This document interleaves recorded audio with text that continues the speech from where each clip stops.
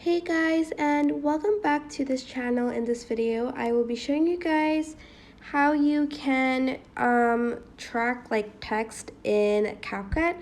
Select text and select add text, and I'm just going to type hello there. Oops. And then I'm just going to place it here. I'm just going to resize it too. Then there's a tracking tab. Select it and place it over the object.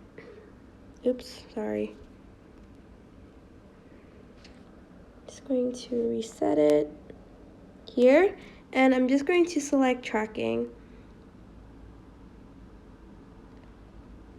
And as you can see, the text like follows around like the face because I tracked it right there.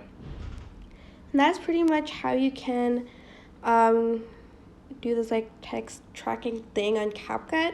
I hope this tutorial was helpful for you guys. Don't forget to like, comment, share, and also subscribe to this channel if you haven't done that. If you have any questions, just leave it in the comment section down below and I will try my best to answer them all. Thank you so much for watching. Bye!